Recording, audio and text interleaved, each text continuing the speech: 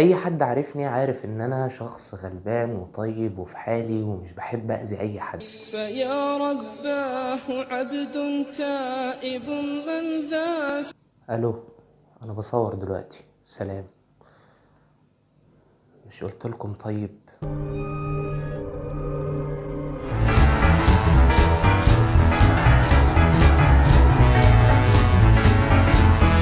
اهلا وسهلا بيكم في حلقة جديدة من قناة سينما اونلاين. في حلقة النهاردة احنا هنراجع اول حلقتين من مسلسل سفاح الجيزة. قبل بس ما نخش في الحلقة يا ريت تعملوا لايك وتشاركوا الحلقة في كل مكان، ولو انتوا لسه ما اشتركتوش في القناة انزلوا دلوقتي اشتركوا ويلا بينا نخش في الحلقة.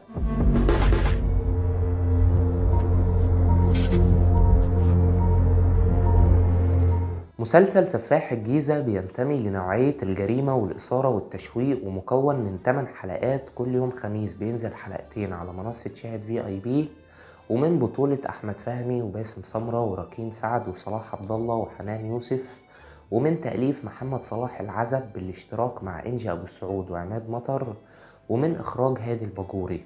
قصة المسلسل من غير حرق بتدور عن جابر، واللي بيبان قدام الناس إنه شخص عادي ومسالم، ولكن سرعان ما بنكتشف انه قاتل متسلسل، وبتتوالى الاحداث عشان نعرف ايه اللي هيحصل بعد كده.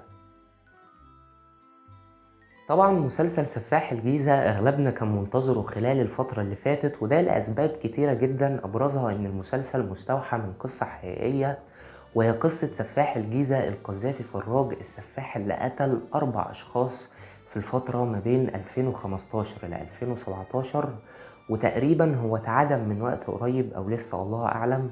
ولكن يعني أنا ما حبيتش أقرأ كتير قوي عن الموضوع علشان مفيش حاجة تتحرق لي، فبالتالي اتفرج على المسلسل باستمتاع. فالسؤال هنا، هل أول حلقتين من المسلسل كانوا حلوين؟ الإجابة بكل تأكيد أيوة. أنا استمتعت جدا بأول حلقتين، واللي لسه ما شافش المسلسل فانصحك ان انت تتابعه.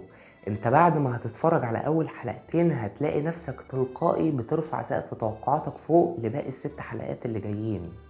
طيب تعالوا بقى الاول نتكلم عن قصة المسلسل. مبدئيا كده هو المسلسل مش هيجيب لك القصة الحقيقية بكل تفاصيلها ويعرضها لك، لا، هو بنسبة كبيرة المسلسل واخد الخطوط العريضة بتاعة القصة الحقيقية وباني عليها أحداث منها حقيقة ومنها من وحي اللي بيكتبه. وده طبعا اللي المفروض يحصل، ما ينفعش ان انت تجيب كل القصة الحقيقية بكل تفاصيلها وتعرضها، لازم يبقى فيه خيال وإبداع من اللي بيكتبه.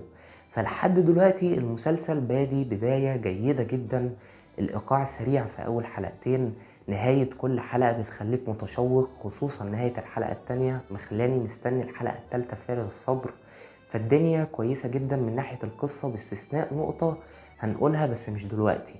نيجي لتاني حاجة وهي السيناريو. تقديم الشخصيات كويس جدا، خصوصا الشخصية الرئيسية السفاح. السيناريو مقدم الشخصية بطريقة مشابهة للي كانت في الحقيقة، لان انا برضو لما قريت عن سفاح الجيزة عرفت ان هو كان بيبقى عادي قدام الناس، بيتعامل بطريقة فيها احترام وشياكة، وما يبانش عليه خالص ان هو سفاح. نفس الكلام برضو موجود في المسلسل. احمد فهمي مش باين عليه خالص ان هو سفاح من تصرفاته وطريقة كلامه. ده كفاية جدع رنة تليفونه تقولك ان هو امام مسجد، مش سفاح خالص. فالشخصية مبنية ومتقدمة بطريقة كويسة جدا. برضو شخصية راكين سعد عجبني قوي تقديمها، وتحس كده ان الشخصية وراها سر غامض لسه هنعرفه خلال الحلقات اللي جاية. كمان جو الإثارة والتشويق والغموض اللي موجود من أول حلقة في المسلسل، وهتبدأ بقى أنت في الحلقات اللي جاية تتوقع هو ليه السفاح بيقتل.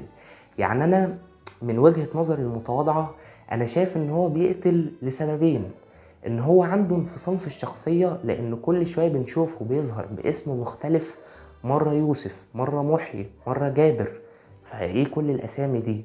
والسبب التاني ان هو عنده عقدة من الستات، لان حسيت ان علاقته بامه مش احسن حاجة، فممكن يطلع سبب من دول وممكن يطلع سبب تالت خالص هنشوفه طبعا.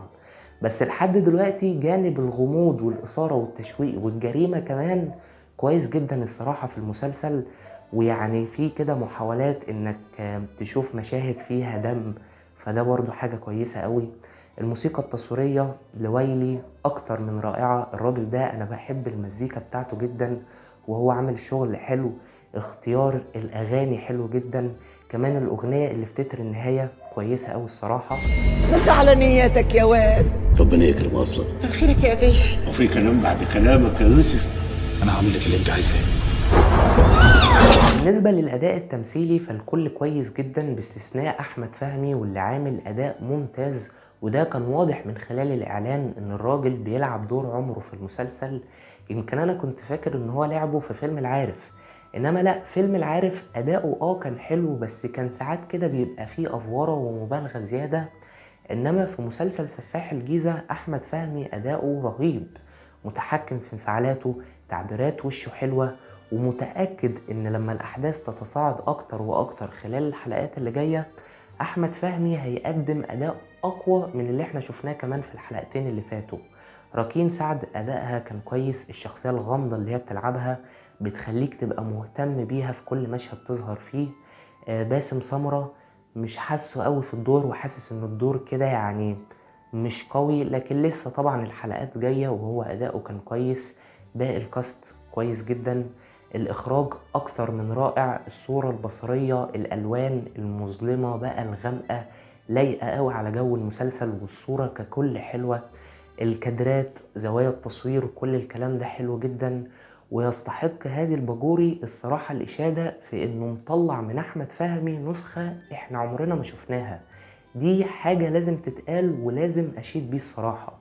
نيجي بقى للحاجات اللي معجبتنيش في أول حلقتين، هي حاجة واحدة بس، تسلسل الأحداث أو أسلوب السرد. المسلسل مش ماشي على فترة زمنية محددة، لا، بيجيب لك مشهد مثلا من زمن ومشهد تاني من زمن تاني خالص. يعني في بداية الحلقة الأولى كان مكتوب نوفمبر 2017، بعد كده دخلنا في مشهد تاني لقينا مكتوب يناير 2018.